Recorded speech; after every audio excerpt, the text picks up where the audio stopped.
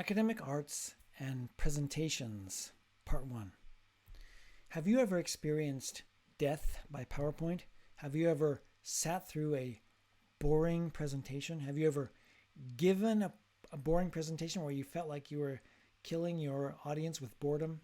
So how can we avoid this so-called death by PowerPoint? My name is Professor Joseph Polshock, and in this short video I want to talk about some basic points about how to give a good and interesting presentation. So when you begin preparation, start analog with pencil and paper.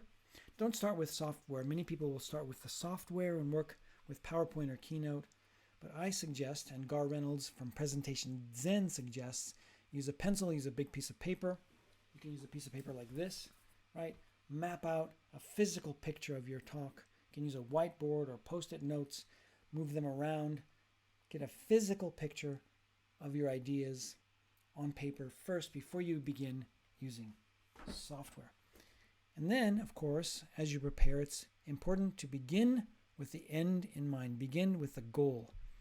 What is your goal and purpose of your talk? What do you want your listeners or readers to remember? What is significant? What is important? What valuable information do you have to share with your audience? Ask the so what question. So what? Is this important? And then begin with that goal in mind as you prepare your talk.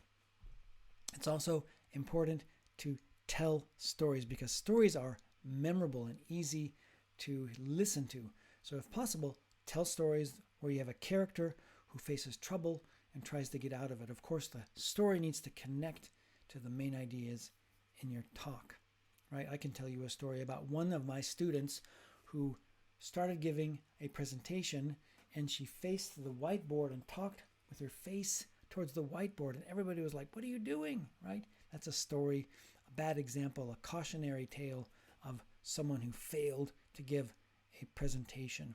So I told a story, right? It's important also to make eye contact. And why do we make eye contact? Because we want to connect with our audience. So don't just read your slides. Use your slides to support what you say.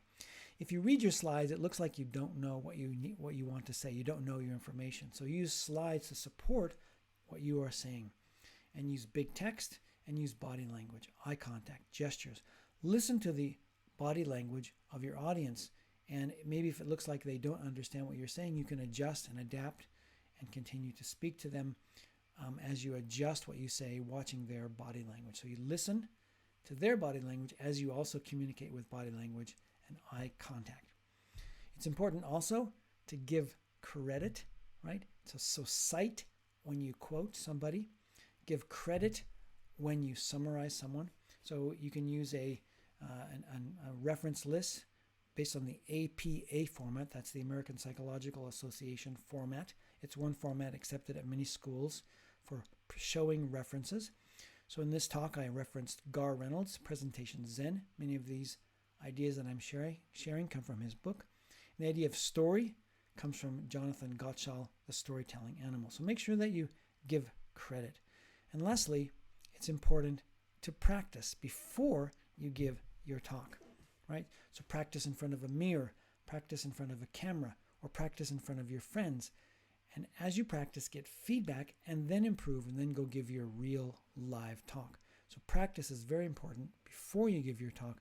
Helps you do better. And you can learn from the feedback also that you get after your real presentation and learn how to improve your presentation skills. It's all practice.